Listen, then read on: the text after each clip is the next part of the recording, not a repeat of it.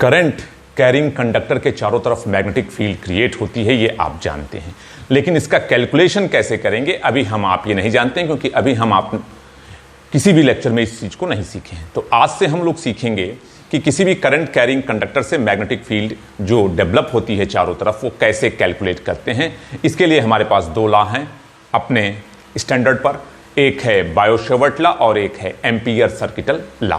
तो सबसे पहले हम बायो-सेवर्ट लॉ की बात करते हैं।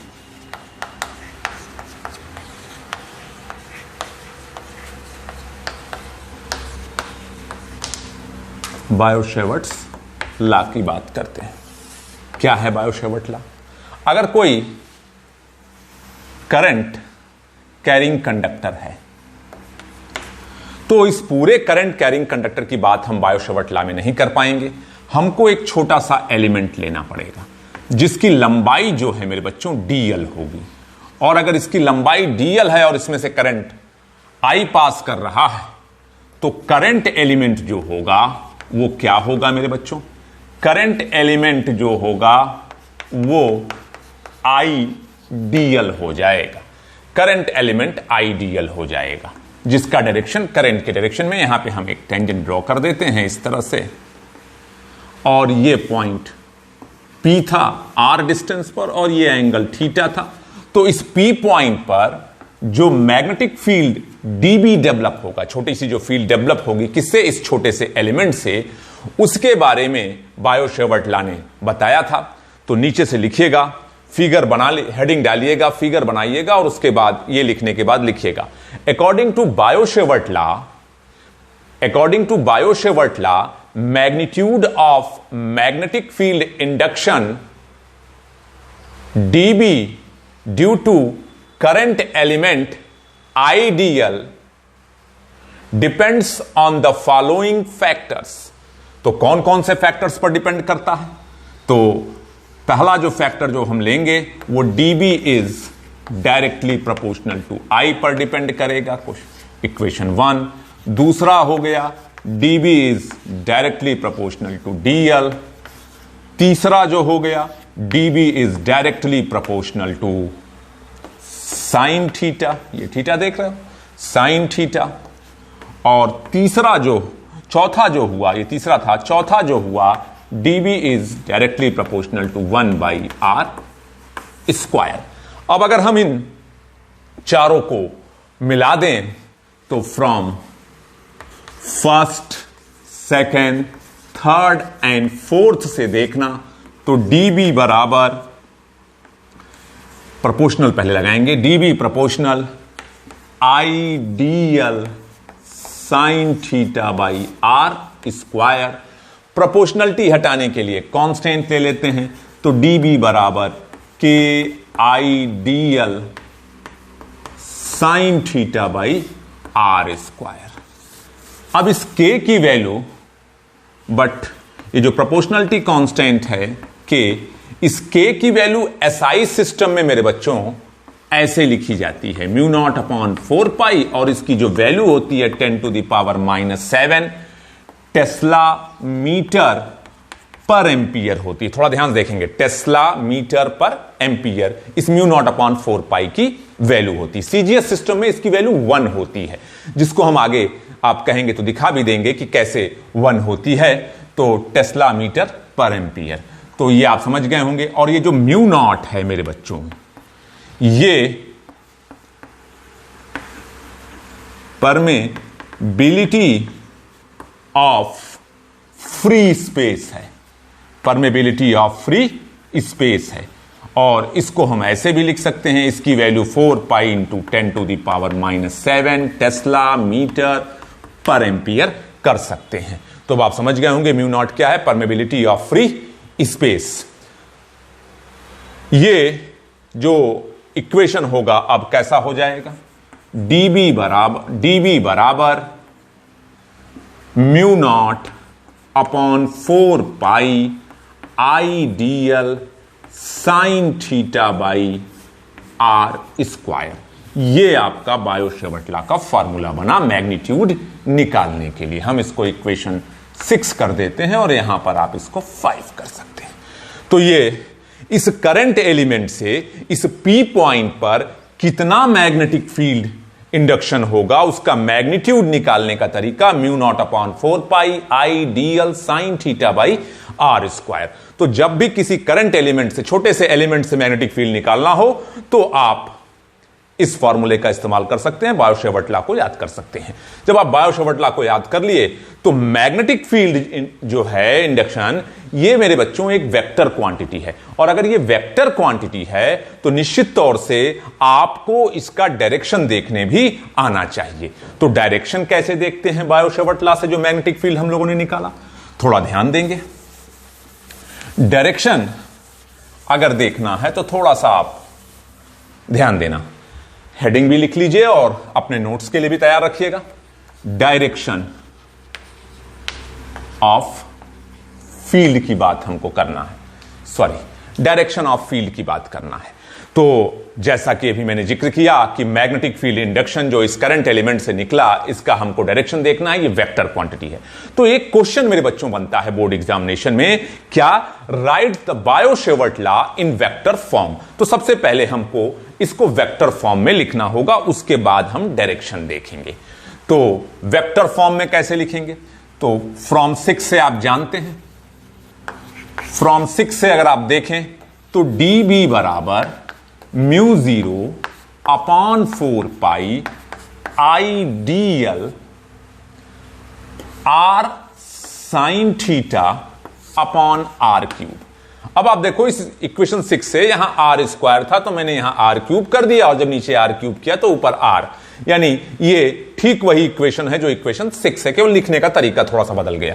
लेकिन अब हम इसको वेक्टर के रूप में लिख लेंगे। कैसे, आप भी जानते हैं जब साइन थीटा होता है तो क्रॉस प्रोडक्ट बनता है, और जब कॉस थीटा होता है तो डॉट प्रोडक्ट बनता है। अब हम इसको वेक्टर के रूप में लिखेंगे। वेक्टर के रूप में लिखना है तो यहां एरो दे देंगे, μ0/4π होगा ही, μ0/4π हो गया। अब आई dl क्रॉस r/r³।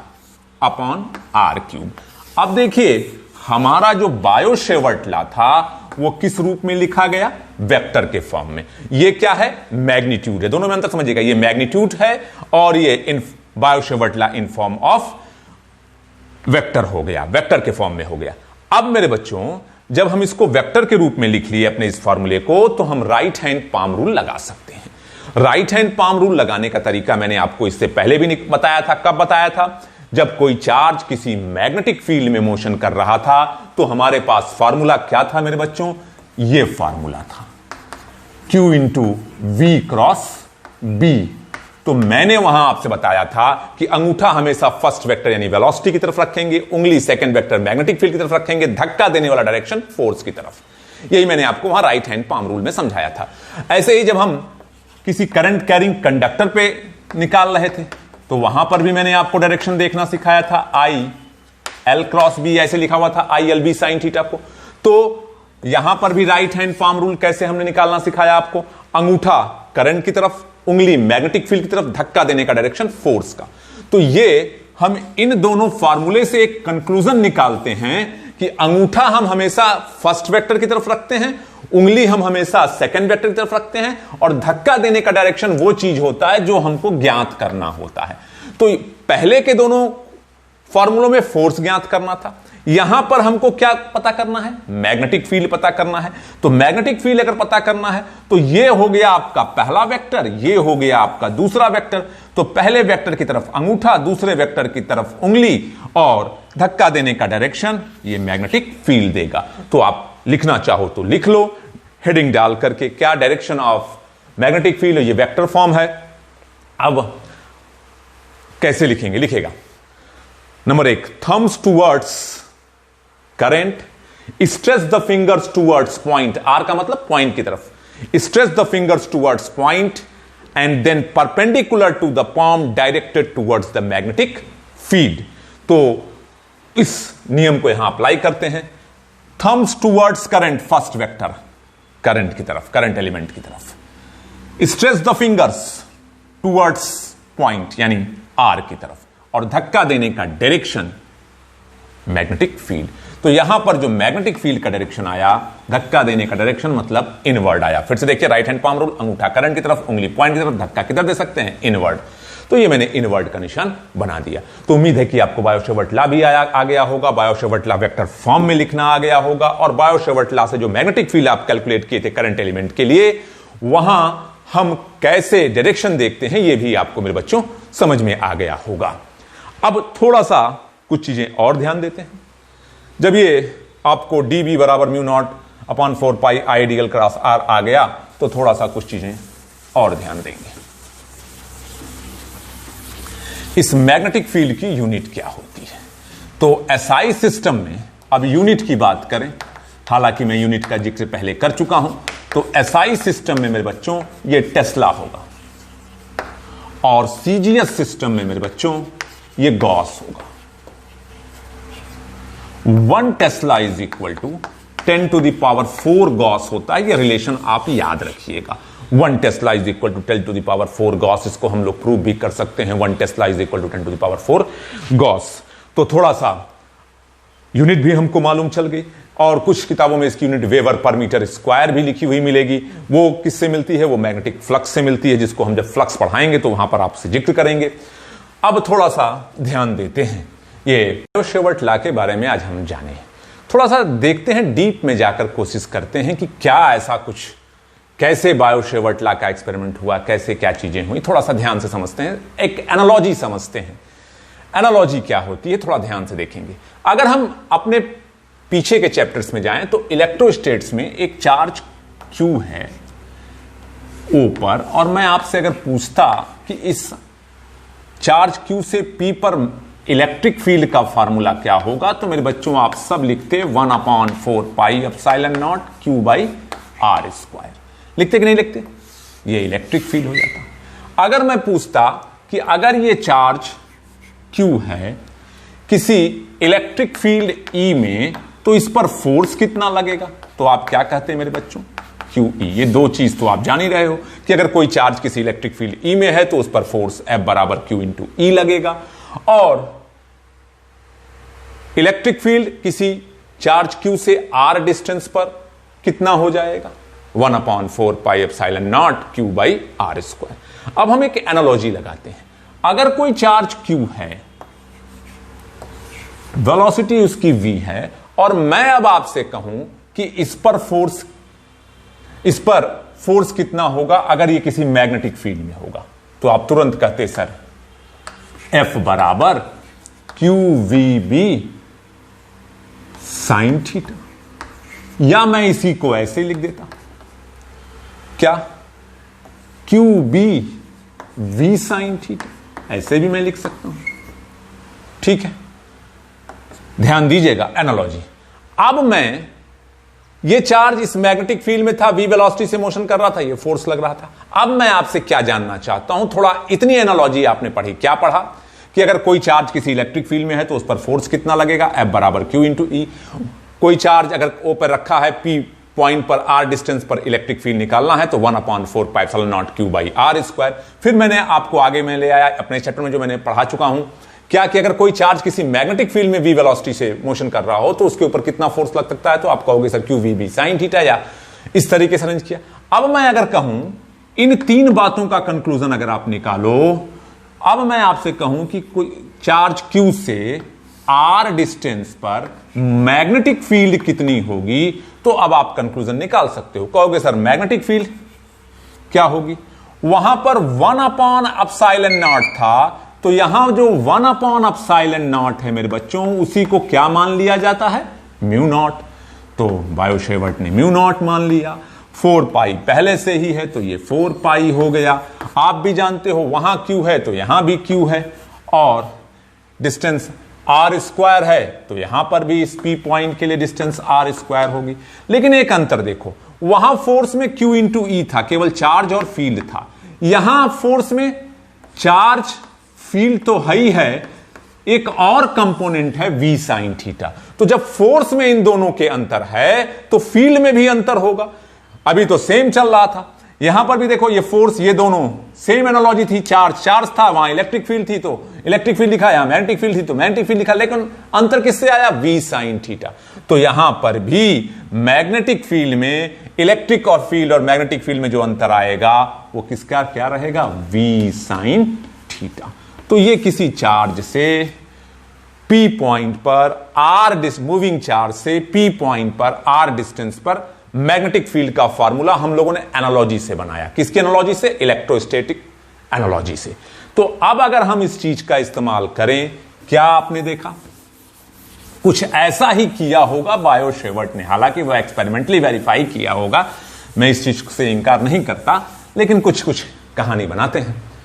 अब आपको मालूम चल गया कि कोई चार्ज अगर मोशन कर रहा है v बराबर, तो उससे जो फॉर्मूला होगा mu naught upon 4 pi q v sine theta upon r square.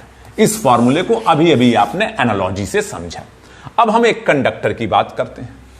जैसे मान लिया एक करंट कैरिंग कंडक्टर लिया, इसका जो एरिया ले लो मेरे बच्चों, क्रॉस सेक्शनल एरिया, वो ए ले लिया, और इसमें हम मान लेते हैं ये एलिमेंट लिया और करंट फ्लो कर रही थी, जो भी हो, आई हो या जो भी। अब यहां P पॉइंट R डिस्टेंस, अब ये डीएल लेंथ का एलिमेंट लिया। अब थोड़ा इस डीएल लेंथ के एलिमेंट से यहां फील्ड कितनी है, इस डीएल लेंथ पर हमने चार्ज कितना मान लिया? dq मान लिया। कितना चार्ज मान लिया? dq मान लिया। अब ये dq है कितना? आप भी जानते हो, किसी भी करंट कैरिंग कंडक्टर में मैं बार बार पढ़ा चुका हूं कि ये स्मॉल n जो होता है वो number of free electron per unit volume होता है। थोड़ा ध्यान से देखिएगा। अब इस एलिमेंट की बात करें तो इस एलिमेंट की लंबाई l है और क्रॉस सेक्शनल एरिया a है, तो वॉल्यूम कितना हो गया? वॉल्यूम मेरे बच्चों इस एलिमेंट का हो जाएगा, वॉल्यूम ऑफ एलिमेंट जो है वो हो जाएगा a इंटू dl। अब इस वॉल्यूम में कितने नंबर ऑफ फ्री इलेक्ट्रॉन्स हैं? तो number of free electron in element कितना हो जाएगा? n यूनिट वॉल्यूम में, तो इतने वॉल्यूम में कितना? n इंटू ए dl। अब चार्ज कितना हुआ? चार्ज ऑन एलिमेंट अगर हम देखें, ध्यान से समझिएगा, चार्ज ऑन एलिमेंट देखें तो dq, एक फ्री इलेक्ट्रॉन पर चार्ज E है, तो इतने फ्री इलेक्ट्रॉन पर कितना चार्ज हो जाएगा? ENA-dl।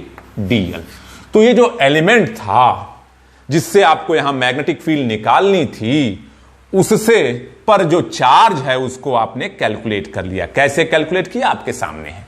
अब हम इस एलिमेंट से फील्ड देखें तो छोटा सा एलिमेंट है तो फील्ड भी छोटा सा। अब इस फॉर्मूले को आप लगा दो तो dB बराबर म्यू नॉट अपॉन 4 पाई आ गया मेरे बच्चों।